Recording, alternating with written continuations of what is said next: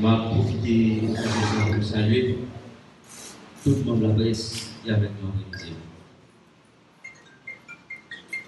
Tout simplement, faire lecture de nos déclarations que PNH a fait dans l'occasion des informations pour capable démentir l'information qui a circulé sous enquête que la police a diligentée dans le cadre de l'assassinat du président Jovenel Moïse.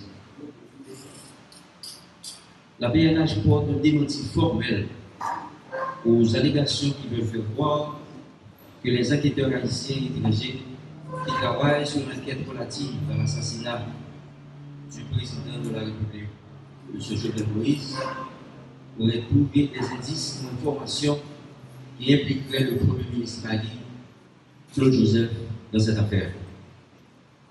Le commandant-chef va faire un bref rappel des activités qui se sont déroulées dans le cadre de cette affaire.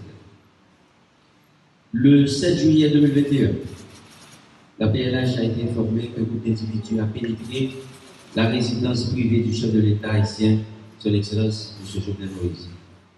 Ces malfrats l'ont lâchement assassiné.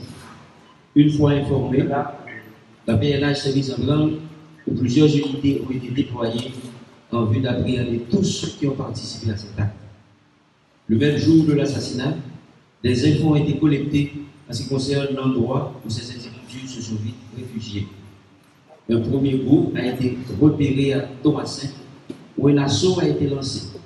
2 des assaillants ont été stoppés et 2 autres se sont rendus à la PNH. La PNH a continué ses recherches et le 8 juillet, les informations nous ont conduit à l'ambassade de Taïwan, où la PNH a récupéré 11 autres assaillants. Les riverains du quartier appelé Jalousie a pu intercepter 2 de ces présumés assassins et un cadavre a été retrouvé dans cette même zone sur le toit du musée. Pour le moment, la PNH a procédé à l'interpellation de 23 individus qui sont impliqués dans l'assassinat du président, dont 2 haïtiano-américains, 3 haïtiens, 18 colombiens. Il est à noter que 3 de ces malfrats ont trouvé la mort. La justice a lancé 7 mandats d'amener et 4 individus sont recherchés. Plusieurs auditions ont été réalisées par la DCPJ. 10 bâtiments ont été perquisitionnés autour de l'enquête judiciaire et sur le plan administratif. 24 mesures conservatoires ont été prises à l'encontre de plusieurs policiers. Des responsables d'unité et 4 sont placés en isolement. 27 auditions ont été déjà réalisées. La police bénéficie de l'accompagnement technique des enquêteurs du BEP, FBI et plusieurs autres techniciens étrangers. Les indices et autres informations collectées dans le cadre de l'enquête ne révèlent aucun lien avec le Premier ministre en place et les suspects n'ont fait aucune révélation en ce sens. La police nationale d'Haïti met en garde contre toute manœuvre de diversion et renouvelle sa détermination à l'enquête en cours jusqu'à son aboutissement. Merci. Mais comme c'est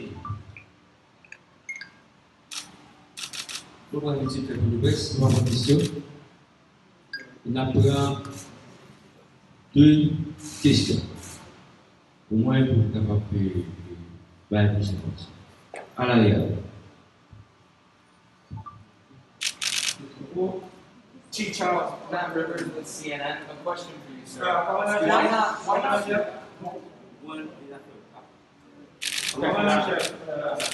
Dernier commandant Madame Nationale qui occupait l'unité GPN, est-ce que nous en garde à vue, est-ce que nous représentons devant nos juges ou bien nous arrêtons? L'ex-responsable de l'unité de sécurité du Palais national et joué une convocation de l'inspection générale dans le cadre d'enquête administrative.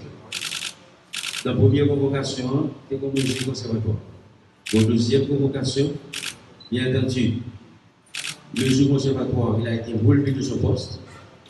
Et deuxième convocation, maintenant, il est placé en isolement en attendant que l'autre étape de la procédure-là nous mette en pratique. CNN. Sir, we know that there is CCTV footage from the presidential residence the night of the assassination. Why not release that footage to the public? Would that not answer so many outstanding questions about who did this? That's a great question, but I would like to say to you that we are conducting an investigation. And any investigation, there's a procedure to follow. So we have to, now we're conducting an administrative investigation, and the judicial police is conducting a judicial. So we cannot reveal to the public anything, any more information until the investigators allow us to do so. And what, if anything, have these suspects been charged with? Have they been charged officially with a crime? Have they met with consular representation? Do they have lawyers? When will we be able to hear from the Colombians and the Americans that have been detained? As I said to you before earlier, we are conducting an investigation. Me, as a chief of police, all the information I'm providing to you have been processed by the investigation team. So, in due time, we will present all the information authorized by the leader of the investigation. That's it. Thank you. Yes.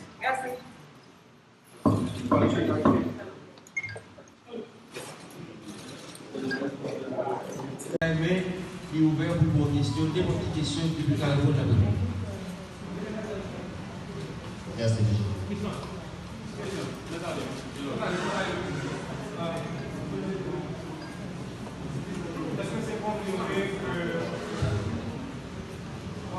Information qui permet de connaître que le président est contracté au compagnie étranger qui pour la sécurité jusqu'à Nouvelle. Vision 2000, s'il vous plaît. Vision 2000. Vision 2000, on peut même poser des questions. Si il y a une gaspille de questions, il faut même mettre les avocats pour poser des questions. Non, mais. Gravement, techno et qualité de charge. Nous réunissons aujourd'hui dans la Direction générale de la Police nationale d'Haïti pour un point de presse. Point de presse, ça va dérouler sur quelques informations qui ont circulé et qui pas révélées vraies. Et commandant en chef de la Police nationale d'Haïti pour apporter plus de précision pour qu'on y a. Nous allons passer la parole au commandant en chef de la Police nationale d'Haïti, M. Léon Charles. Commandant, vous avez la parole.